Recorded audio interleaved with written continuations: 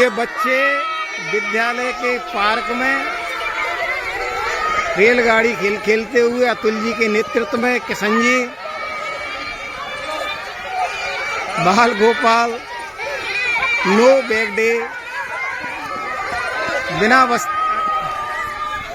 हम लोगों ने पहले जैसा कि परफॉर्मा है क्लास NAS 2021 और NAS 2024, तो क्लास थर्ड में हमारा जो एवरेज निकला है जो NAS हुई है 2021 में वो 84% है, और क्लास फिफ्थ में हमारा ये परसेंटेज 73% है, क्लास एट्थ में हमारे डिस्ट्रिक्ट का 76% है, और क्लास 10th में हमारा ये परसेंटेज 60%। चारों का हमने जो गोल रखा है 100% कि 2024 में अब हम 100% ही लेके आएंगे। और ऐसा हमें लगता है कभी कभी, अब जैसे ही मैंने 100 कहा तो कुछ लोगों के चेहरों पे कुछ मुस्कान सी आई, और वो मुस्कान इस बात का प्रतीक थी कि कुछ व्यंग्यात्मक थी, पर ऐसा नहीं है सर। 100% आप ये माने, अगली बार 2024 में धौलपुर 100% में ही होगा। कारण मुझे भी ऐसा लगता था, कहीं हम लोग ये सोचते थे, तो कई ऐसी हम लोगों ने चीज़ें की, चूँकि हमारे साथ जो डाइट के प्रभारी थे वो इस समय पता नहीं कहाँ चले गए नीचे, नहीं तो हम आपको ये दिखाते कि हमने कौन कौन सी अदर एक्टिविटी की NAS के लिए। हम पूरी स्लाइड बना के लाए हैं जिसे हम थोड़ा सा आपको दिखाएंगे। खैर, क्लास फिफ्थ में EVS का जो हमारा सब्जेक्ट EVS है, ये दूसरा मैं परफॉर्मेंस की बात कर रहा हूँ। जो एलोज हैं जो बिलो 60% है वो है EVS 503, EVS 513। आपके पास वो है ही, तो वो मैं पूरा नहीं बोल रहा कि कौन सा है, वो मैंने नंबर बोल दिया है। इसका रीजन क्या है, और रीजन में बता दें साहब जी।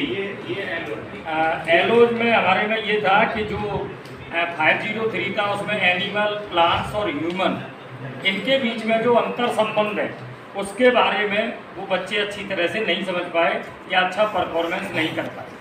हम लोगों ने ये माना है कि उसका कारण ये रहा होगा उन लोगों ने अच्छा नहीं कर पाने का, कि हमारे जो शिक्षक थे उन्होंने स्थानीय संदर्भ में जो सर आ जाए आगे से आ जाओ, जो स्थानीय परिवेश के हमारे जो उदाहरण थे जिनमें विभिन्न प्रकार के जो पौधे हैं या पशु पक्षी हैं उनके बीच में क्या अंतर संबंध था, कुछ इस तरह की बातें या कुछ इस तरह के उदाहरण। और विशेषकर हमें ये लगा कि बिल्कुल ये EVS का टॉपिक है, पर कहीं ना कहीं एक हम बात करते हैं अंतर संबंध की, कि हिंदी भी पढ़ा रहे हैं तो कहीं ना कहीं EVS में कुछ बात होनी चाहिए, मैथमेटिक्स भी पढ़ा रहे हैं तो उसमें भी EVS होनी चाहिए, और विशेषकर प्राइमरी एजुकेशन में तो EVS का मतलब ही यही है कि मैथमेटिक्स पढ़ाते हुए भी EVS चले।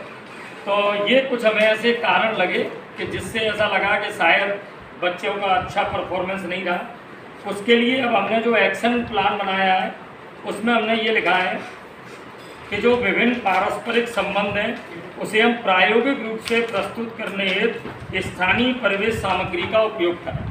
कि स्थानीय परिवेश में जो भी सामग्री है या जो भी हमारे पास कटआउट्स हैं या विभिन्न प्रकार के हमारे पास जो बोर्ड हैं, डोमिनोज हैं, ऐसी चीज़ों का हम प्राइमरी लेवल पर कुछ उपयोग करें और कुछ ऐसी एक्टिविटी हम वहाँ पर निर्मित करें जो इनके आपस के संबंध को बताएं। अभी हमने एक्टिविटी भी डाली है, कौन सी एक्टिविटी ऐसी करेंगे। दूसरा हमने इसमें लिखा है कि अन्य विषयों के साथ इस प्रकार के उदाहरण भी प्रस्तुत करें कि अन्य कोई विषय पढ़ा रहे हैं तो वहाँ पर भी ये पशु पक्षी और कहीं मनुष्य और जो प्लांट्स हैं वो कहीं ना कहीं ऐसा कोई अंतर संबंध हो। एक्टिविटी में हमने एक एक्टिविटी डाली है बोल बोल बोल। उसमें कुछ ऐसी हम एक्टिविटी करेंगे कि वो बच्चा 3 चीज़ों का एक साथ नाम लेगा, एक पशु का नाम लेगा, एक प्लांट का नाम लेगा और एक किसी व्यक्ति विशेष का नाम लेगा जो महापुरुष होगा। अब वो इन तीनों के नाम जब लेगा तो दूसरी जो पार्टी होगी वो इसके बीच में कुछ संबंध बताएगी कि साहब ये जो नाम है, ये जो पौधा है, इसका आपस में ये संबंध है। कुछ इस तरह की हमने 3-4 एक्टिविटी इसमें डाली हैं।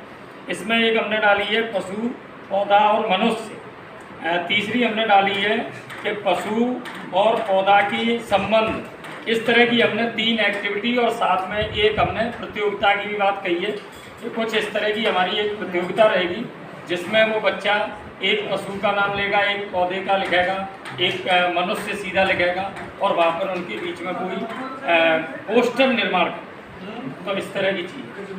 हाँ सर, क्या कह रहे हैं, बोल दें।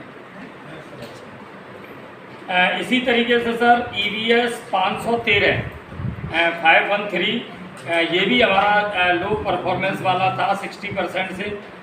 इसमें थोड़ा सा कौन सा था ये मैं थोड़ा सा सर ने कहा तो वो कि इसमें ये था कि जो वेस्ट मटेरियल है उसका कैसे मैनेजमेंट करेंगे, जो डिजास्टर सिचुएशंस होती हैं उन्हें कैसे मैनेज करेंगे, इस तरह की कई तरह की चीज़ें हैं।